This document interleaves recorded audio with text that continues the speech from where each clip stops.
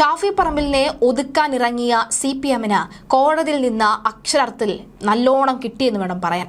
ഏമാന്മാരെ കോടതി പൊരിച്ചെടുത്തു എന്ന് വേണം പറയാൻ.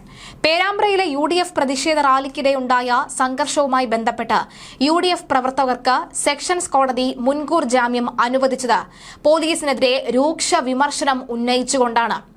വടകര ഡിവൈഎസ്പിയുടെ കയ്യിൽ നിന്ന് ഗ്രനേഡ് അബദ്ധത്തിൽ താഴെ വീണ് പൊട്ടിത്തെറിക്കുകയായിരുന്നു എന്ന പ്രാഥമിക കണ്ടെത്തൽ കോടതി ശരിവച്ചു. ഡിവൈഎസ്പി തന്നെ നൽകിയ ആദ്യ മൊഴിയിൽ ഗ്രനേഡിന്റെ പിന്ന് അയഞ്ഞ് വീണതാണ് എന്ന് സമ്മതിച്ചിരുന്നു. എന്നാൽ ദിവസങ്ങൾക്ക് ശേഷം UDF പ്രവർത്തകർ ഗ്രനേഡ് എറിഞ്ഞെന്ന് ആരോപിച്ച പുതിയ കേസ് രജിസ്റ്റർ ചെയ്തത് പോലീസിന്റെ വീഴ്ച മറയ്ക്കാനുള്ള ശ്രമം മാത്രമാണെന്നും വിലയിരുത്തിയാണ് കോടതി 11 UDF പ്രവർത്തകർക്ക് മുൻകൂർ ജാമ്യം അനുവദിച്ചത്. പോലീസിന്റെ ഭാഗത്തുണ്ടായ ഗുരുതരമായ വീഴ്ച മറച്ചുവെക്കാനുള്ള ശ്രമമാണ് സ്ഫോടക വസ്തു നിയമപ്രകാരമുള്ള കേസെന്ന് കോടതി നിരീക്ഷിച്ചു. പ്രതിഷേധക്കാർ പോലീസിന് നേരെ ഗ്രനേഡ് എറിഞ്ഞെന്ന പ്രോസിക്യൂഷൻ വാദം തള്ളിയ കോടതി പ്രകോപനം ഒന്നുമില്ലാതെയാണ് പോലീസ് ഷാഫി പറമ്പിൽ MP ഉൾപ്പെടെയുള്ള നേതാക്കളെ മർദ്ദിച്ചതെന്നും വ്യക്തമായി തന്നെ പറഞ്ഞു. UDF നേതാക്കളും പ്രവർത്തകരും ആയതുകൊണ്ട് മാത്രം ഇവരെ കേസിൽ പ്രതിയാക്കി എന്ന ഹർജിക്കാരുടെ വാദത്തിൽ കഴമ്പുണ്ടെന്നും കോടതി കണ്ടെത്തി.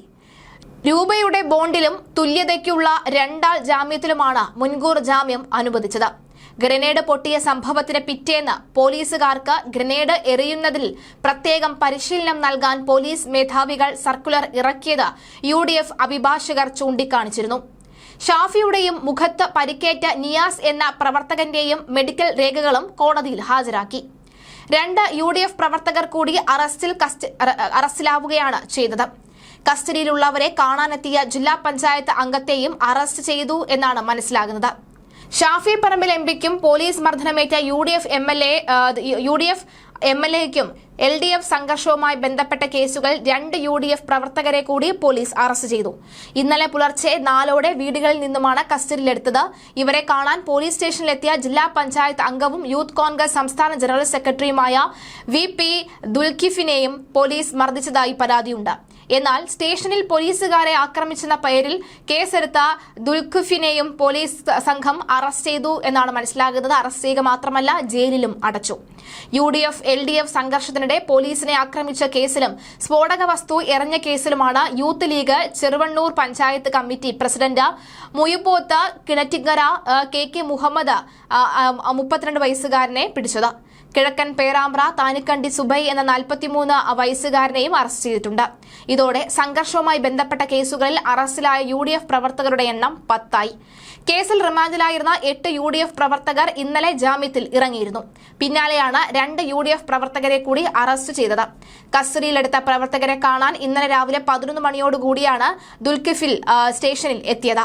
താൻ ജില്ലാ പഞ്ചായത്ത് അംഗമാണെന്നും UDF പ്രവർത്തകരെ കാണണമെന്നും പറഞ്ഞപ്പോൾ പോലീസുകാർ സമ്മതിച്ചില്ലെന്നും തന്നെ പുറത്തേക്ക് തള്ളിവിടുകയാണ് ചെയ്തതെന്നും ദുൽഖിഫിൽ പറയുന്നു.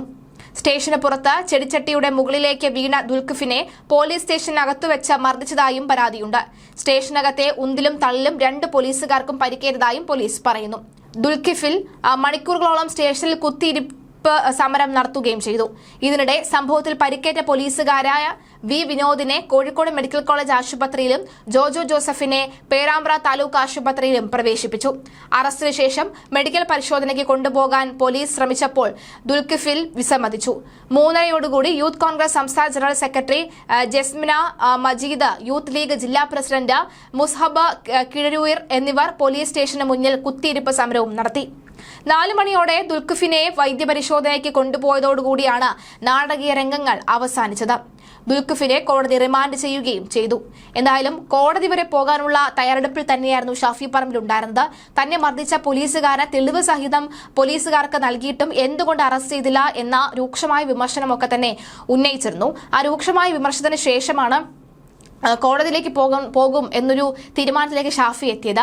എന്തായാലും ഷാഫിക്കെതിരെ നടത്തിയ ഈ ആക്രമണങ്ങളൊന്നും തന്നെ അങ്ങനെ വെറുതെ അല്ല എന്ന് കോടതിയും കണ്ടെത്തിയിരിക്കുകയാണ്.